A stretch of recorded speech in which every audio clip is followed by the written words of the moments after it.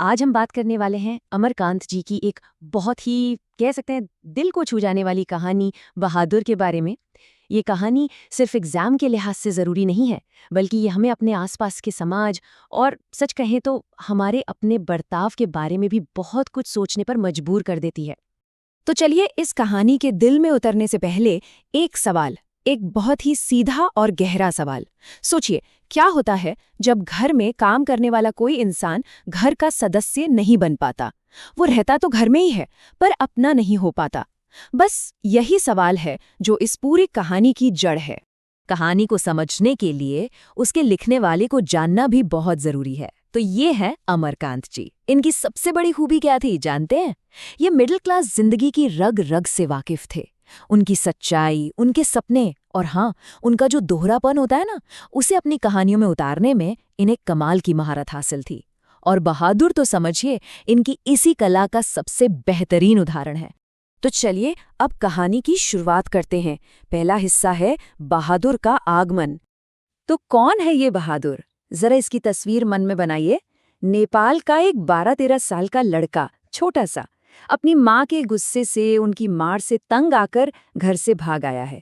लेकिन चेहरे पर शिकन नहीं, बहुत हंसमुख और मेहनती। और जैसे वो लेखक के घर में कदम रखता है ना, बस ऐसा लगता है जैसे पूरे घर में आराम और एक खुशी की लहर दौड़ गई हो। कहानी में एक लाइन आती है, अब तो हम सब नौकर नौकर की माला जपने लगे। इसका मतलब समझिए, परिवार को एक नौकर की इतनी ज्यादा जरूरत थी, वो इतने आराम पसंद हो गए थे कि बहादुर का आना उनके लिए किसी लॉटरी लगने जैसा था, किसी खजाने के मिलने जैसा। लेकिन जैसा कि अक्सर कहानियों में होता है, ये खुशी का माहौल ज्यादा दिन तक टिक नहीं पाया और यहीं से कहानी का रुख बदलता है। अब हम देखेंगे परिवार के बदलते व्यवहार को। शुरू में तो सब कुछ बिल्कुल सही था। लेखक की जो पत्नी थी निर्मला, वो तो बहादुर पर जान छिड़कती थी। इतना प्यार, इतना ख्याल, ऐसा लगता था मानो वो कोई नौकर नहीं बल्कि घर का ही कोई छोटा सदस्य हो। लेकिन ये बदलाव कितना कितना बड़ा और दुखद था, इसका अंदाजा इसी से लगाइए। सोचिए, एक तरफ वो निर्मला थी जो खुद अपने हाथों से बहादुर के लिए रोटियां बनाती थी, और फिर कुछ ही वक्त बाद वही निर्मला, वही बहादुर, और बात बात पर गालियां और मार पिटाई। कितना फर्क है ना? यही कहानी का सबसे बड़ा टर्निंग पॉइंट है। और ये सब कुछ एक दिन में नहीं हुआ। ये जहर धीरे धीरे फैला, एक एक करके। सबसे पहले निर्मला ने रोटियां बनानी बंद कर दी। फिर आया लेखक का बेटा किशोर। उसने तो गालियों और मारपीट को अपना हक ही समझ लिया। और देखते ही देखते छोटी छोटी गलतियों पर डांट डपट, अपमान, ये सब घर में आम बात हो गई।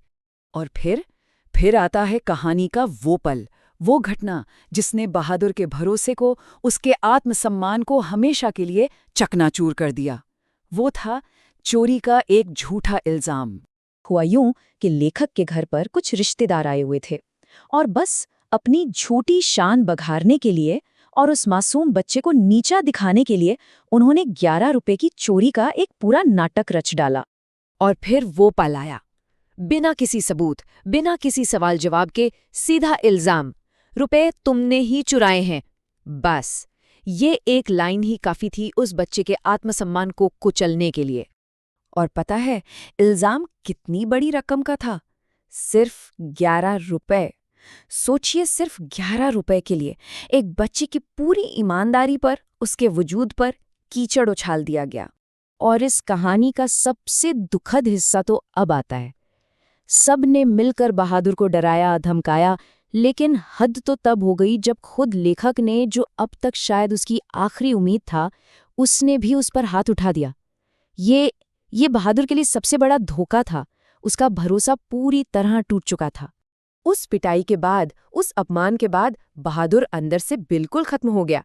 अगली सुबह वो चुपचाप उठा, अपना सारा सामान, यहाँ तक कि अपनी मेहनत की कमाई भी, सब कुछ वहीं छोड़कर बिना एक शब्द कहे उस घर से हमेशा हमेशा के लिए चला गया। उसका जाना एक खामोश चीख थी। वो चला गया और फिर कभी पलटकर नहीं आया।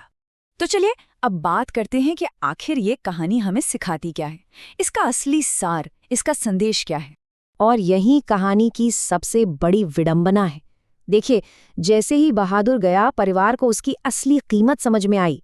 घर का सारा काम फिर से सिर पर आ पड़ा, हर चीज बिखर गई।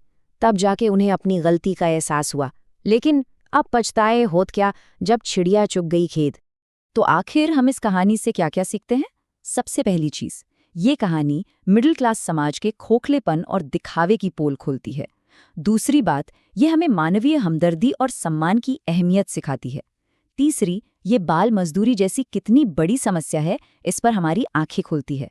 और चौथी और सबसे ज़रूरी बात, ये दिखाती है कि कैसे अमीर गरीब का फ़र्क इंसान को इंसानियत से गिरा सकता है। और अंत में ये कहानी हमारे सामने एक बहुत बड़ा सवाल छोड़कर जाती है। ज़रा सोचिए, उस परिवार ने सिर्फ एक नौकर बहादुर को खोया था, या इस सब के बीच उन्होंने अपनी इंसानियत को ही हमेशा के लिए खो दिया? इस सवाल का जवाब शायद हम सबको अपने अंदर खोजना होगा।